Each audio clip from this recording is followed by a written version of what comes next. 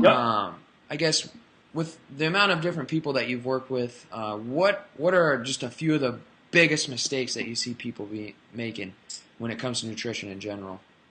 Sure, sure. So in terms of like carbs are the most confusing nutrient in our industry, and I think on both levels. So a lot of we know in fitness what one of the major problems with obesity and diabetes in America is that you have sedentary people eating way too many carbohydrates, the wrong types, highly refined, highly processed carbohydrates, and they're just getting overweight and insulin resistant. So it's in that one area, right? It's too many carbs and too many of the wrong carbs. Yeah. But I also see what's becoming more and more prevalent in kind of the diet and fitness industry that's kind of in this low carb era is that athletes and anaerobic exercisers following too low a carbohydrate diets and causing all kinds of metabolic and hormonal damage, losing muscle. And I'm very passionate about that because I went through that myself. Yeah. So I was combining when I was getting into paleo research and low carb research, and I was combining that with anaerobic training, high volume bodybuilding style training, and it was the worst period of my athletic career. Lost muscle, skinny fat, non-functioning wiener, no testosterone, metabolism was shot. Yep. So I get it, and I get where people get caught up with that, and it's really again getting back to specificity and finding the right diet for the right demographic, and that's where I see like carbs are so confusing because you have a lot of CrossFitters, for example, who are performing the most glycogen depleting training on the planet, yet following a low carb paleo diet, and tons of drawbacks. Where people get confused is there's always the one or two guy who's the exception to the rule, right? So they point to that guy. No, he eats a low carb diet and he's doing CrossFit and he's ripped, and it's like that guy's probably gonna look like that no matter what the hell he does. So it can be very confusing at times, and I think that's kind of the biggest stumbling block for people. It's funny how you put that because it's like ass backwards, because you got the sedentary people who are taking in too many carbs, and then you got the athletes like you said, and I was one for a very long time as well, and especially when I kind of switched over to the paleo diet. Yep. I got in that whole mindset of no starches are bad, gluten free, all this stuff, and I learned my lesson as well. So, but it's funny how that is, though. It's ass backwards is exactly how it is. But and that's why you're here, man. Yeah, and hopefully to help people avoid the same mistakes, man. Because I've lived it, and that was honestly the worst. I mean, I considered giving up fitness altogether. I'm like, I really don't know what the fuck I'm talking about. I got to go do something else. I'm gonna go be a banker or something. It really was where I was about to give up, and then I was like, you know what? I'm too passionate about this. I got to figure this out, and it really dove back into kind of my initial start, which was more exercise physiology and sports nutrition, and really finally, sometimes it takes you 4 or 5 things to go through it and actually get it. It was really a great time for me because it really forced me to just continue along with my education path and get better, not only for myself, but as a coach as well. So it was the worst of times, but it led to kind of better times and the best of times now. Definitely. Good stuff, man. Let's dig into some of these different specific, I guess, types of, diets. Don't necessarily need to call them diets, but just more kind of approaches to nutrition. The first one being paleo. Since we hit on paleo, why don't you just kind of talk about a few of the pros, and then some of the major drawbacks from that stuff. Yeah, absolutely. And I don't want people to misunderstand. I love paleo. I think it's a great approach. It's 80% of what I use in my nutrition plans. And I think the best thing about paleo is it just gives people a very simple educational template to improve the highest level step, which is their food choices. It's kind of common sense. And with all this misinformation and confusion out there, it really gives them most people and people who don't even really care about fitness and nutrition an easy, simple educational template to follow. So the value is, before we talk about low carbs versus low fats versus all this stuff, it's just eating more real foods versus refined foods. And if people do that, it'll take them 80 to 90% of the way. without anything else. So I think that's the value. Hey, eat more animals and plants, cut out Pop Tarts, and you're well on your way.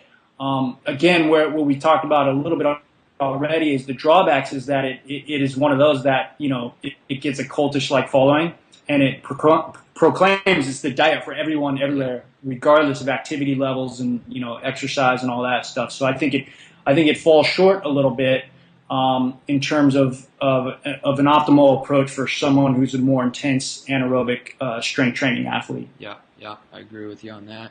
And that is the truth, though. These especially like paleo, and since it's highly associated with CrossFit. I mean, you get the people that are just like diehards, and they're like, "Is it paleo? Oh, if it isn't paleo, you can't touch it with a 10-foot stick." Right, you're right, gonna gain right. like 10 pounds, But I'm right along with you in regards to paleo is basically like 80-90% of my diet as well. Yep. And it serves as a great baseline, as you mentioned, and I definitely always recommend it to people that that are looking for direction right off the base. I'm just like, paleo is the way to go right off the bat. But it's not 100%. It's right.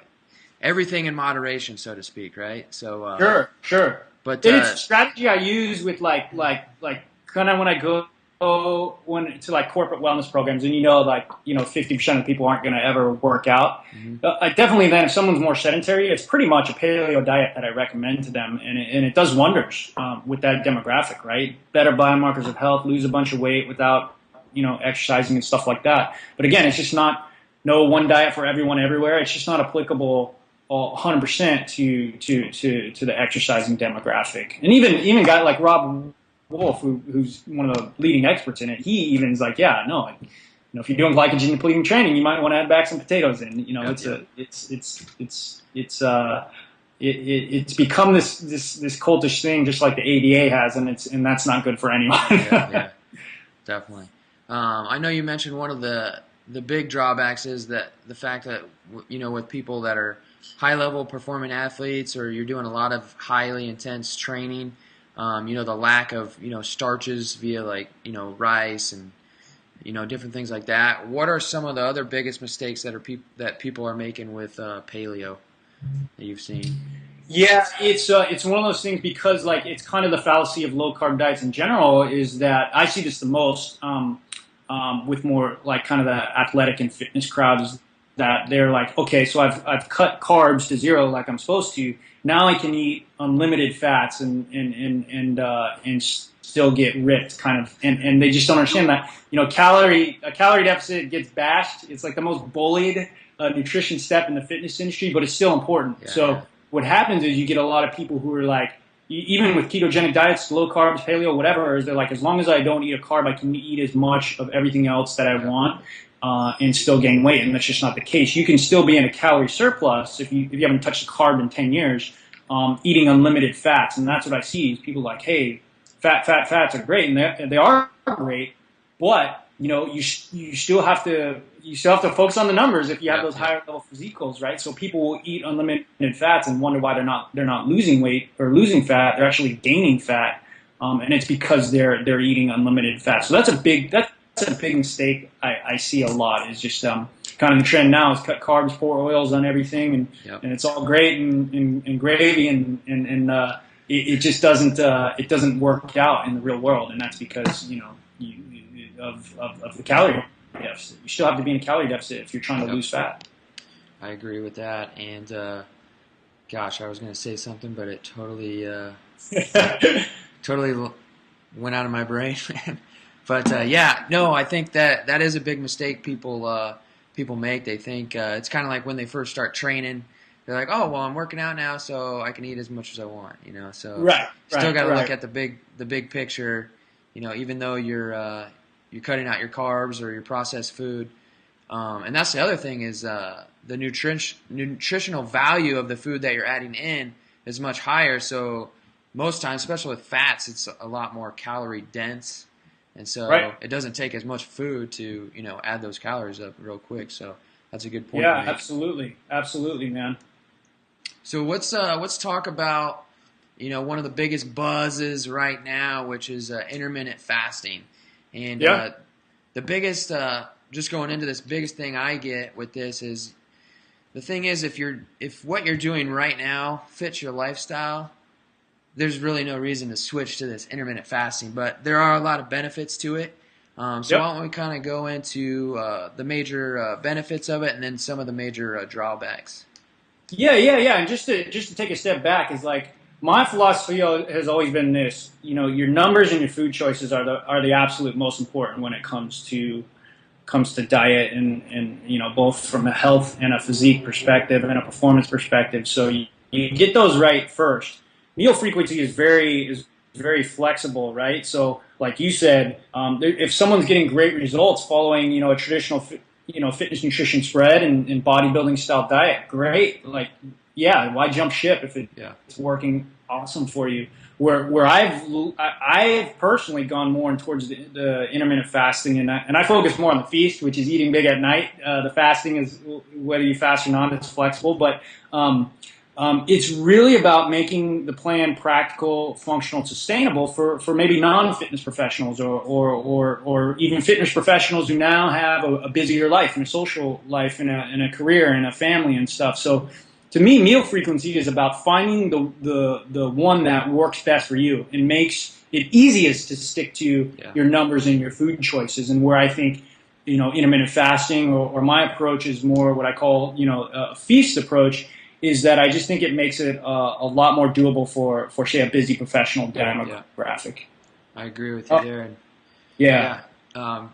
That's one of the reasons I started intermittent fasting. I don't do it as much anymore. I used to do it 7 days a week, but I train early in the AM, and I train pretty heavy and intense, and so I found I gave it a shot, and I just found my results were kind of going down. But on days where I don't train, I will intermittent fast until 12, 1 o'clock. I'll try to hit that 16-hour mark. But I get is that your sweet spot that you found in regards to I guess your feast and fast ratio? Yeah. It's it doesn't have to be pinpoint 16, but I say like a window of 14 to 18 to 20 hours, because I think there is some drawbacks with more the whole day fast than the intermittent fast.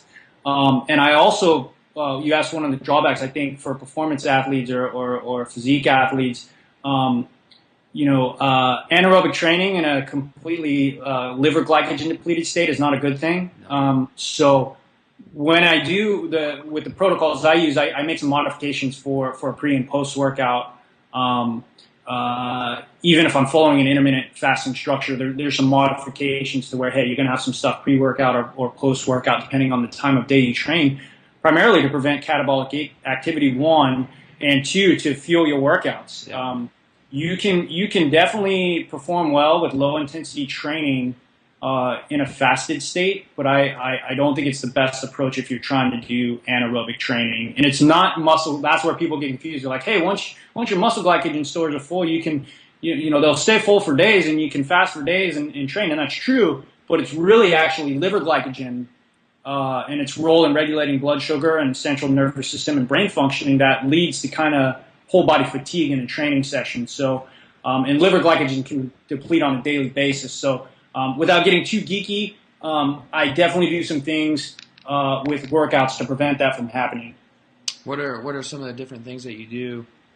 So we might look for the old nutrient timing of kind of some simple sugars. And I emphasize more whole foods. So I might do a piece or two of fruit, maybe an hour before an anaerobic strength training session if I've gone fasting. So let's say, for example, a perfect example is like I found personally, I train around 11 or 12, kind of at the end of the fast, and I was finding my training was suffering because again, I was running into that not localized muscular fatigue, but just whole body system wide, kind of nervous system fatigue, and it really was getting back into sports nutrition research and saying, wow, well, what's going on here?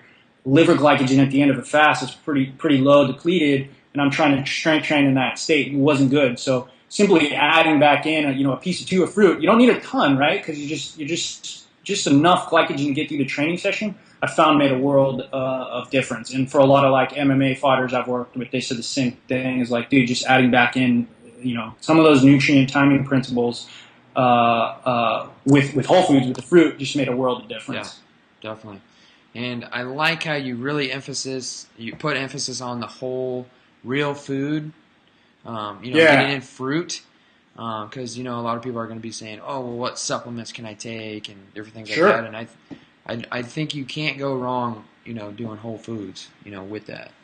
And actually, for that specific instance, what happens is if you do kind of more like the refined sugar shake, is you get that insulin spike and crash. Yep. You actually can cause a rebound hypoglycemia and cause even more fatigue or worse fatigue if you use that. The thing with fruit that's so great is that it's a fast digesting carb, but it doesn't spike insulin, right? So you get that little bit of a simple sugar and a fast digesting simple sugar, so you're not sitting there with digestive stress while you're working out, but you don't get that same kind of insulin spike and crash that you might get with the refined like sugar drink. So I think beyond just the whole foods, I think there's strategic use of whole foods as well. Definitely. Now you're talking a lot about the replacing your glycogen stores, which is important for fast energy. What about the protein? Because I always get questions about, should I be having protein before my workout, after my workout? Obviously, it's important to get it in after. What are your thoughts? I guess pre-workout. Yeah, I'm not personally. I'm not so much a fan of it. I think one is it depends on what you do with the rest of your diet. Okay, so meaning that. Protein digests very slowly, something like 5 to 6 grams per hour. So if you had, let's say, for example, on my plan, you have like a big steak, 100 grams of protein, something like that the night before your training, well, you're still going to have amino acids in your system, the next morning. And the reason I say I don't like protein is like, why do you need more? And two, it can lead to, because protein is slow digesting, it can lead to a lot of digestive stress when you're working out. Can people use shakes? Yeah, but do I think it's necessarily not really. But then, protein after the workout for sure. So pre-workout, I don't think it's as important as long as you've eaten, as long as you still have amino acids kind of in your system. If you're one of these people who won't eat after 5, and then you're fasting, and then all these things, all of a sudden now you have no amino acids in your system. Yeah, then it becomes more important. Yeah. You mean that whole thing that isn't real? Like doesn't matter what you eat after 5, it's going to turn to fat no matter what, right? Yeah, it only matters what you eat after 5 if you eat a lot of it. Yeah, true. That's what you're meant to do. Human beings. All right, so we're digging into more nutrient timing, and this stuff is more kind of advanced. I typically always say, focus in on what you're eating first. Yep. And then kind of dig into the nutrient timing later after you've kind of honed in your diet and cut out the crap. One of the big topics that I get a lot of questions about is carb backloading. Mm-hmm. Carb backloading. So let's kind of dig into carb backloading, and I guess what your thoughts are, if it's useful, different things like that. Yeah, absolutely. Brilliant strategy. I would say the one difference I have is I'm not such a fan of kind of the food choices in terms of just eating whatever you want and crap loading. I think to me, food choices are number one. So personally, my plan is exactly the same. It's eat the majority of your calories and carbs at night. Carb backloading is one version of that. Warrior diet is another version of that. So to me personally, I think the food choices matter for long-term results and long-term health. But as a strategy of eating a majority of calories and carbs at night, I'm on board. I think it's one of the best ways to go about your plan for a variety of reasons. Physiologically, you kind of control blood. You get the benefits of kind of a paleo diet, blood sugar and insulin control throughout the day, so you're kind of optimally burning fat. And then you get a hyper-anabolic environment at night where you're kind of restocking glycogen reserves, getting protein for protein synthesis, things like that.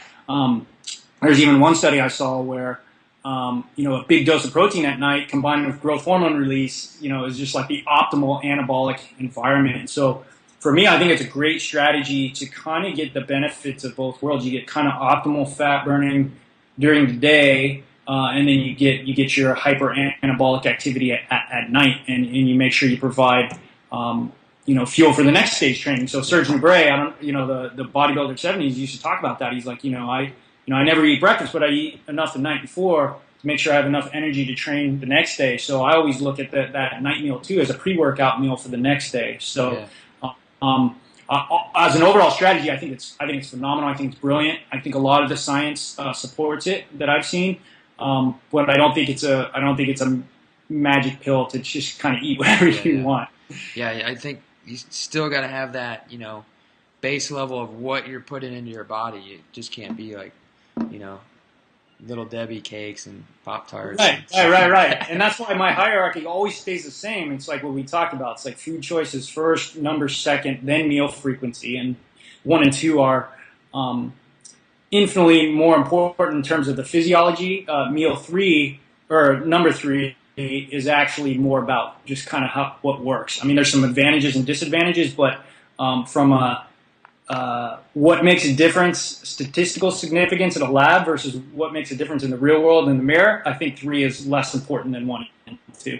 Definitely. It's good stuff. And something that you mentioned about Serge, the old bodybuilder, which is important to note, because a lot of people, they have this thought in their head, and it's a myth that you always have to eat and fuel your body before any training session. And I like how you mentioned, like, that's exactly what carb backloading does, is it refuels your body, and you don't necessarily have to get in a full meal before you train, especially if you train early in the morning, because that food is still, you're still digesting that food, and you're still kind of living off that food that you ate the night before. So I think that's right. The way your body works. I mean, especially like you're gonna have plenty of muscle glycogen stores. You're gonna have plenty of amino acids in your system. Liver glycogen is like we talked about. It depends on how long you're fasting, but if you train first thing in the morning, after a big evening meal, you're gonna have plenty of liver glycogen as well. It's really only towards a longer fast where you might want to do some modifications. But your body has plenty of fuel for the next day's training. Cool, man. Awesome stuff. We're about 40 minutes in. We're getting a lot of good information. I don't want to keep you too long, so click over to my Facebook here. I posted up a question on my fan page here. Let's see what kind of questions we got pulled up here. We'll see if somebody wanted a full diet or something like that. It's funny. It's like, go ahead and ask your questions. Then people are like, all right, I need a 12-week training program, and stuff like that. So, all right, looks like we got a couple. Craig wants to know what's the best diet? No, best diet, macros for lean bulking. He just did a 12-week transformation, it looks like, and he's super shredded. So looks like he's looking to gain more muscle. So I guess what are your just quick tips on how you should approach, lean bulking? So obviously not dirty bulking, gaining a ton of weight, over time. What's your take on that? Yeah. I basically kind of, I like subtle shifts more than extreme shifts. So, I would say, take the calories and add 500, and then to me, what changes the most, especially anaerobic training, I tend to emphasize a carb-based diet, especially if someone is very lean already. Yeah. So we get the protein right, the 1 gram per pound, and then the fats, 25% or something like that, and then the carbs go up or down on my plans for anaerobic strength trainers. Yep. That's what goes up or down based on the phase. So it's adding back in some carbs, but in incremental amounts. So instead of doubling your carbs, right, for example, like I said, you're going to increase calories by 500, so it might be an extra, 100 grams of carbs, something like that. I would say, kind of start on the side of less is more. Experiment with a 10% increase, and then see what that does, and then go from there. Yeah. And then with the numbers, like I said, those are the most important. But again, emphasizing food choices. I think the problem that people shift from cutting to bulking, and then they're like, I'll just eat a bunch of shit. And so that's when you're going to get kind of whatever it's called, dirty bulking, or gaining too much fat along with muscle tissue. So still emphasize those good food choices. increase the calories and carbs by maybe 10 to 15%, and see what that does. Assess after 2 weeks, and then add more if necessary. But don't jump from 0 to 60 Yeah, right away. definitely. That'd be my advice. Patience. Patience, That's right? what I like to say. And we pretty much already covered this. What are your thoughts about intermittent fasting?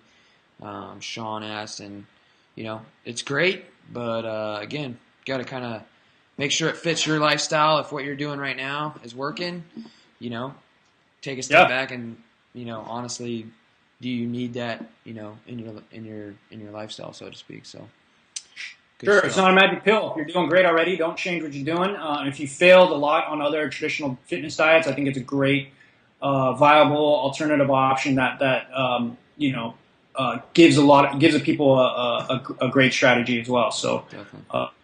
use it if you need it, but don't feel like you have to jump to it because it's some kind of magic pill. Yep, definitely. Good stuff, man. All right, so I got some quick questions for you.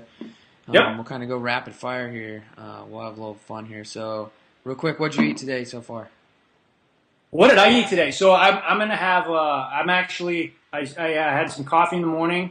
Right after this, I'm actually gonna go hit a leg workout. So about right before we got on, I had 2 pieces of fruit. Right. So now when we're done, I'm gonna go train, and then I'll have a kind of a lunch, a lighter lunch, and then tonight I eat big at night, so I'll probably have a pound and a half of steak or something like that. 3 to 4 cups of rice, lots of veggies. So it's a fun diet Yeah, plan. yeah. I'll add on to that in that regard is that's probably one of the best benefits in regard to like intermittent fasting and just kind of holding off until the last meal, because if you think about it, when do we tend to eat the most food, and when is it the most fun to eat the most food is at night, social Yep. events and stuff like that. And so for people that tend to eat a lot at night, definitely intermittent fasting would be a good way to look at that. So what's your favorite cheat food? This people are like, oh, desserts. I'm not a big sugar guy. I'm a fried food guy, man. And again, this is cultural bias, but I love.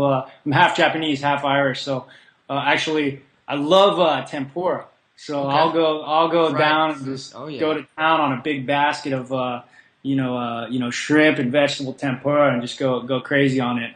And then the Irish side is whiskey. So we'll go for a few whiskeys and then All go right. for some tempura. Call it a night. Nice. That brings me up And to strip clubs. No, just kidding. yeah. Just kidding. Not. Right, But, but not really.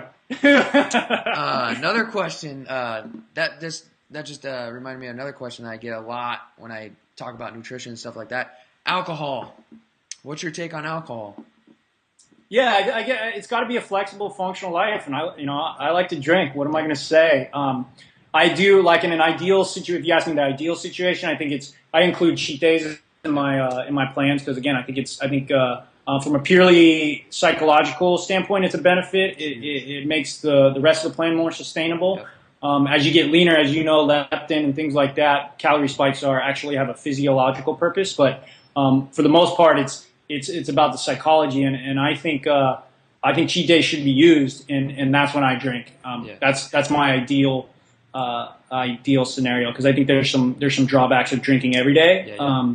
So I kind of like I save my calories up for the end of the day. I save my drinks up for that Saturday night when Yeah. I'm about to hit up the dance floor. Yeah. Well, it helps you get on the dance floor at least. Yeah. At That's how I least met my wife. that's how it is for me. I gotta have a few vodkas before I get out on the dance floor. But I like introvert, man, I think and actually had to have the alcohol courage to talk and meet my wife. So I can't talk too bad about alcohol. You know what I mean? it is good. Everything in moderation, man. Everything in moderation. That's right. That's right. And I think it's funny because when people ask that question, I know they're wanting me to reply with, "Yeah, you can drink every day, and this is what you need to drink." But the thing is, it's bad. But moderation, save it up for like you said, cheat days, and earn it. It's a lot Yeah, better. yeah, So, yeah. And in all honesty, I've actually come from a family that struggles with addictions. So, if you can't not drink every day, you got a bigger problem than a six pack. Go, yeah, get some help for that. Seriously, don't definitely. don't be ashamed of that. Not to go off on a tangent there, but I definitely come from a family who struggled with addiction. So, in all seriousness, if you can't not drink every day, Yeah.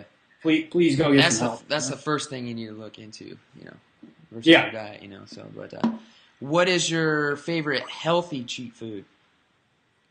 Healthy cheat food, man. Like that's the thing is Is I there such love a the diet thing? approach. It's not. It's to me. I feel like I'm cheating every night Yeah, when I'm eating a big flank steak and a stir fry with some rice and vegetables and to me that's just like it's not really like I guess it's cheating every day, whatever you want to yeah, say, but like how can you go wrong with that, man? yeah. So I'd say any meat and starch combinations pretty awesome to me.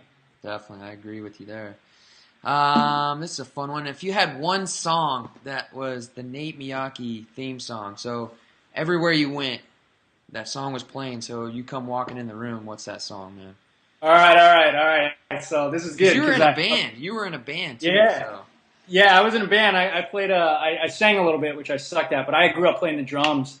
So I played a kind of a side tom drum in a band. But it's funny. I'm the youngest of five brothers, and they were kind of in their. We grew up in that like kind of '80s hairband era where it fits my personality too. I'm a laid back beach guy, so I'd have to say it'd be a Poison song. And I'd have to say it'd probably be "Talk Dirty to Me," man. It's just back in the times when people were having fun and living life and nice, having a good time, man. So uh, every time I hear that song, I got to stop what I'm doing and jam along with it. So nice, man. I like I know it. that's probably what you not wanted to hear. I'm used to like in the strength training community, people like mean mugging people all the time, right? So Oh I'm a yeah. little more of a happy, laid back guy than most in that industry. Hey, that's good, man. Awesome. Favorite training tool. You're stranded on a desert island. You can bring one training tool with you. It can't be body weight though, because obviously we can do body weight. But what's your Right. favorite training tool, man? Strength tool. Yeah, dumbbells, man. I think you can Dumbbells? get. Yeah, I like the freedom to do unilateral stuff too. I think they're the most. If you look at biomechanics, most functional, right? So allow that body to move in the planes and ranges of motion that it's meant to move in. So, um, I would say, but they gotta go up to a certain weight. It can't be the silver dumbbells up to 20s, right? You gotta have some weight there too. All right. Who, if you can pick one person, living, dead, doesn't matter. Who's your training partner? Ah, Ron Burgundy, of course. I Ron mean, have you Burgundy. ever seen him do his curls Oh when yeah. he's hitting on Veronica Corningstone? No, Don't and act also like you're not impressed. that's right. That's right. Probably Vince Gironda. I think he was a genius. I really admire his physique as well. Before the crazy steroid era. So I'd probably say Vince. I'd want to learn because it's only so much translates in words and even there's some few funny video clips. But I would have liked to benefited from his expertise for sure and picked his brain. Cool, man. That's good. That's good. Last little short question. Two words that describe Nate Miyaki. What are they? Authenticity is one. All right. I think that's one of the keys to happiness in life is just being yourself, saying what you believe, regardless of the consequences. And then passion. I think I've chosen everything I've done in my life has been, for passion. I think sometimes that we get caught up in kind of following a route that society deems as necessary, or that we can show off to our friends certain things. But in reality, the true way to be happy is to be authentic and to just follow your passion. I think. May sound too. Yeah, I went to Berkeley, so maybe a little too hippie for some people out there. But for Sure. personal happiness, I think it works very well. Definitely, man. I agree wholeheartedly with you there. So it's nothing better than or authentic, like you say, than doing what you feel you're supposed to be doing. And once you figure out what it is, because actually I was reading a book, so good they can't ignore you, I believe it's called. But he talks about how passion is one thing, but then as soon as you find that passion, make sure you get damn good at what you do. Absolutely. And it's the only way you will get damn good, right? Because it's just too hard these days, right? There's too much competition. If you're just doing something for the money or something like that, you're not going to do everything it takes to get good and stand out, right? You really have to, I believe, to be traditionally successful too, is to follow your passion, because that's how you just can't kind of make up for that with tricks and things. You have to people and everyone's becoming more educated and consumers as well, so they'll see through the bullshits. So I think it's becoming more and more important to follow your passion if you're going to be successful. And with like how social media is and stuff like that, you can't hide anymore. So right. They're gonna find you. They're gonna find you, man. So good stuff, man. We covered a lot of awesome info. And before we cut out, I just wanted to talk about your new upcoming project that you've been working on, which is Feast Your Fat Away. So kind of talk about that a little bit. I guess, is it geared towards just like fat loss? Because I know with you, your nutrition can kind of be applied to all sorts of different levels. So with that title, is it just specifically geared more towards fat loss, or can athletes who are looking to improve their performance, is this something that they can benefit from as well? Or like I said, I don't want to say it's for everyone out there, but like I said, because it's not one diet program, I think it hits a very, very broad range. And again, it's from all the way to, we have plans for the sedentary person who's really overweight and just trying to improve their health, all the way to athletes trying to get ripped or gain muscle. And it really is, that's the beauty of having a flexible plan, where you change it for everyone based on a variety of factors, is that to me it works for a wide variety of people. And like I said, I've personally worked with pro athletes to busy professionals, so I've used certain diets in the book to kind of help my corporate wellness professional. I've used other diet plans and approaches in the book to, people who've won MMA, titles and competed in bodybuilding and fitness and figure. And so because it's a flexible plan, it appeals to a wide demographic of people for sure. Cool, man. So. Yeah. I'm looking for that to come out, and because everything you put out thus far has just been awesome. So, and thanks again for the call, dude. I appreciate it. Yeah.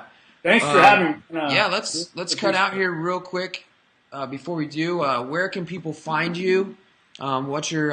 I'll link up your website below this video too when I post up. But just for people watching, where can they find more information? So the products are gonna have a separate page. So it's feastyourfataway.com, and we're gonna do a blog for that as well. And then personally, because I do a mix of things, like you said, the philosophy stuff and whatnot, and my own athletic career, it's just my name, NateMiyaki.com is kind of the home of everything. So it's NateMiyaki.com. And so, there'll be two spots where you can hang with me. Definitely. And for those of you watching the video, you got to go over to his website, check out the About Me video. It's good stuff. Interesting. So thanks again, dude. Appreciate the time, and I know people that watch the video will get some awesome information. So great. Appreciate it, brother. Hope so. Take care, bro. All right, everybody. Travis with trainaggressive.com. As always, make sure you take the information and apply it. So take action on it. It's pretty much worthless if all you do is just read it and don't take action on it. So follow through with this stuff, and the best to you and your results. Keep going 110% ham, living and training aggressive. We are out.